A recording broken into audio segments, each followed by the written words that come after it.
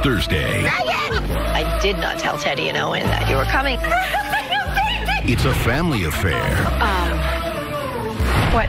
Full of comebacks. It's my mom's first surgery back. Why isn't everyone in the OR? Surgery is off. And setbacks. Have you talked to Jo since she got back from visiting her birth mom? What happened? She won't talk to me. My father. New Grey's Anatomy, next Thursday on ABC. Grey's Anatomy has over 300 episodes, and of the 300 episodes, many of them can blend into the background. Like, once you've seen it once or twice and you go on your binge of Grey's Anatomy again, and Grey's Anatomy has massive, massive replay value, the episodes, and there's more of them that kind of blend into the background than stick out. That's what they become. They become background noise. They're interesting. They're entertaining. But then there's episodes like Silent All These Years that blow your mind, and you are just in absolute shock and awe throughout the entire course of the episode. It is so powerful.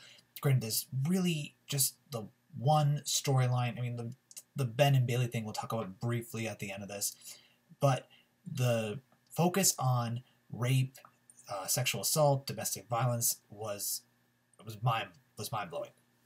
Now, there's other episodes of Grey's Anatomy that very much hit on certain social issues. There was season 7, episode 11, which brought up a school shooting. Now, granted, the finale of season 6 was the shooting in the hospital, but I think 7-11 was just a little bit more powerful because it was the characters reacting to a shooting and then dealing with their own PTSD.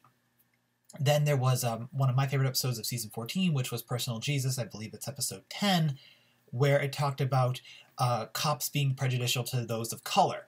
And that episode was also fantastic. And that like really began April Kepner's storyline to change drastically.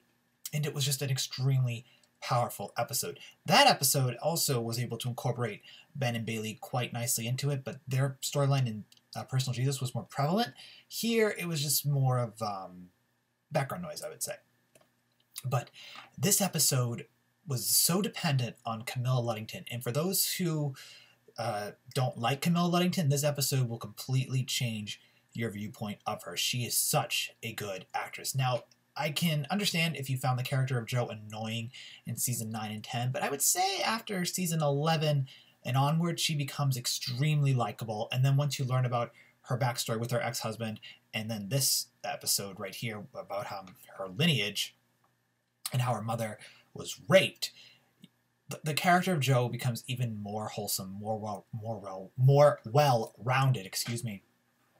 And you are just blown away by how she's able to handle the assault that her mother went through, like, you know, her listening to her mother's story, then dealing with Abby in the ER, and then, you know, at the end of it, how she completely hasn't accepted what's happened to her mother because that she can't talk to Alex about it, and that leads into the trailer discussion, which we'll talk about at the in this review as well. We'll talk about the trailer. There was a chapter time in the description if you just want to talk about the trailer. But I just want to talk about Silent All These Years for just another few minutes because the episode, granted, didn't have too much, I don't want to say action, but it didn't have a lot of storylines happening. It just was the one thing with Jo, and, you know, the way it flipped between Jo, the flashback talking to her mother, learning about her mother's life, and then her mother's experience of the rape, to Jo dealing with Abby was fantastic. Like, and I don't mean to use the word fantastic because the storyline is so dark, but the acting is so good. The impact that it made was so good. This episode has a massive rewatchability factor, not for its comedy or for quick and fast action sequences, which Grey's Anatomy is known for, being a medical drama, but for the message that it expresses and for the exceptional acting of Camilla Luddington and Kim Raver. Now, throughout this entire season, I felt that Kim Raver was a crux to Owen Hunt, and I didn't like that. I think Teddy Altman is a fantastic character. I mean, her storyline with Henry back in season 8 is so well constructed. Kim Raver was used so perfectly, and here I felt she was used perfectly. Her character had purpose and drive, and her facial expressions were so powerful. I've said that Kim Raver is very good as with just expressing dialogue and with her facial expressions. And oh my goodness, just how she was able to talk to Abby, be so calm and confident, and then the same applies to Camilla Luddington. It was great. Now, overall, like, just the impact of the story was just brilliant. It was just so brilliant, and that's really all that kind of came out of it. You know, it's poor Abby was raped at a bar. Joe's mother was raped when she was 18 or 19 in college, and it's horrible. It's sad, and the impact that the characters had, and how, you know, Kim Raver's Teddy was dealing with it as well was just mind blowing. It's a perfect episode, and this episode will be one of the many episodes of Grey's Anatomy that sticks out, just like Personal Jesus and just like Disarm, which is season 7, episode 11. Also, just speaking about episodes that stick out, normally the finales really do stick out, like Flight, the finale of season 13, the finale of season 6. The finale of 10 stuck out, but that's because you lost Christina. And I think another episode that wasn't a finale, but it was close to it, was when Derek died. But that's because you lost a main character. Here you just have a main character dealing with a massive personal issue, and it's mind-boggling how amazing the writing and acting was here. This episode was also directed by Debbie Allen, and the way that Debbie Allen constructed this episode, I think, was just so perfectly done. The last thing I want to talk about with this episode, or with the main storyline of the episode, is the ending sequence, because due to Abby's rape, she can't be around men. Like, every man she saw was a reminder of her attacker or her assailant. And that ending sequence where they have all of the female hospital personnel lined up as Abby is rolled into the ER, or the OR, was excellent. It was powerful. The music that played during it was perfect. Now, I've said a lot of times that sometimes Grey's Anatomy might try to force you to feel sadness and force you to feel the really strong emotions, like they try to do with Nurse Frankie back in the beginning of season 15. Here, the emotions were earned due to the storyline that started at the very first minute of the episode, to that moment when poor Abby was wielded into the OR.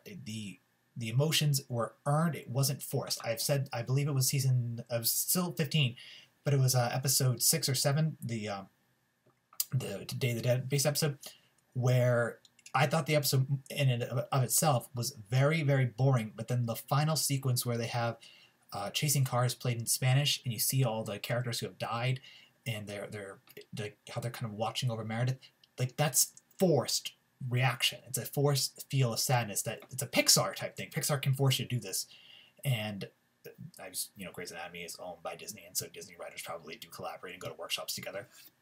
But here, it was just so perfect and so perfectly earned, because you feel for these characters. Kim Raver, oh my God, she totally earned the MVP. Camilla Luddington is the star of this episode, but Kim Raver was just so fantastic. The Bailey and Ben storyline was used to just show how to teach young boys to deal with consent with them when it comes to their partners, particularly their female partners. But I didn't really think it was necessary. I think that the episode would have been just as good without Ben and Bailey being around. Last thing I want to briefly talk about for Silent All Those Years is Meredith. Granted, she wasn't sexually assaulted, but she was assaulted back in season 12. And, Grey's Anatomy is Grey. It's supposed to be about Meredith. But I'm glad that she wasn't in on this episode. As for the past few episodes, she's been very much sidelined. But here I felt this makes sense, even though she does have experience of, regrettably, being attacked. But because I feel that having her there would have just been like, oh, it's Grey's Anatomy, so thus Grey needs to be involved in this storyline.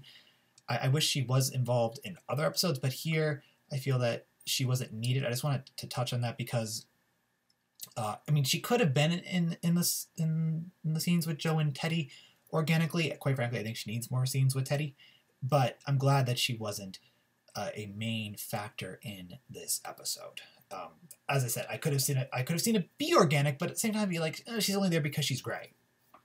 So overall, Silent All These Years is a perfect episode. It stands out. It's probably my favorite episode of season 15 so far. And I'm looking forward to doing a top 10 list of season 15 to discuss this episode again, because it was just so impactful.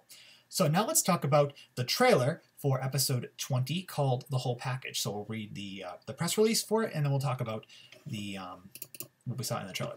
But what actually we saw in the trailer was most of the press release, shockingly, which is normally never the case. So the press release reads, Owen and Teddy have to deal with the surprise arrival of Megan Hunt, who knows nothing about the situation. Catherine preps for her surgery back on a war veteran who's not emotionally prepared for his procedure.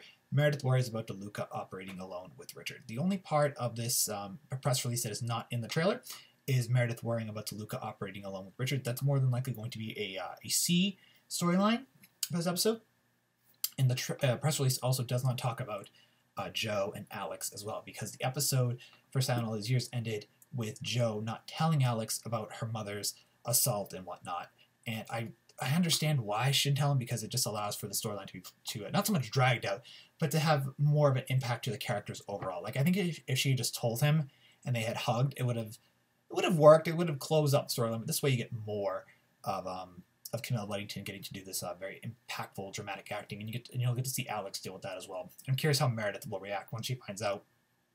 So, Meredith worrying about DeLuca operating alone with Richard, I really do feel will be a C-D storyline, kind of a little irrelevant.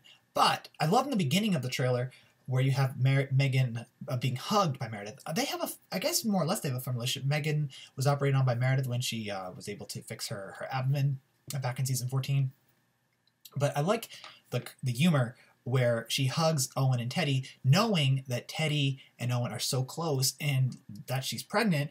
And then when she clearly finds out in the trailer that Teddy and Owen are together, she's like, what is happening? And then, because Owen was, at that point he wasn't divorced from Millie. He was just about to get divorced. But, to know that Owen is single and Teddy is with Karasik, but pregnant with Owen's baby, she's like, what? So I'm really curious to see how that storyline will play out. I think it'll be fun. And then also in the trailer, we have Catherine coming back to do her first surgery. Quite honestly, I'm curious to see what will be the result. More than likely, because Debbie Allen's character is an extremely powerful character, she will get the confidence to come back to do it. I'm curious how Jesse Williams will be involved in this episode. But this trailer also hyped up the relationship between Link and Joe. They're supposed to be friends, and we've kind of seen flecks of it, but not enough. So I want to see some more bonding, which is clearly prevalent in the trailer. So I hope that it will be an interesting scene, because she's obviously going to tell him what happened, and then I'm curious how that information will then leak back to Alex. So overall, I thought the trailer was really well constructed. I mean, this episode is going to have a lot of storylines. It's going to have the Megan, Owen, Teddy storyline. It's going to have a Joe, Alex, Link storyline. It's going to have a Jackson, Catherine storyline. It's going to have a Meredith, DeLuca, Richard storyline. That's 4 storylines at least. And we don't know what Maggie and Amelia is going to be up to if they're in this episode at all. My guess is they will be. But overall, I think that episode 20 looks fun and it's going to be enjoyable. And it will be intense, particularly with the Link and Joe moments. And it might be a little lighter, probably incorporates more humor to kind of not so much dilute, but to relax the audience after the very impactful episode of Silent All These Years. So overall, I thought the trailer was well constructed. I liked the press release. I'm looking forward to watching the episode. And I thought Silent All These Years was a fantastic episode as well. So share your thoughts about both in the comments below. Thank you so much for watching my review of the trailer and the episode. And I'll talk to you guys real soon about Grey's Anatomy. All right, talk later. Bye.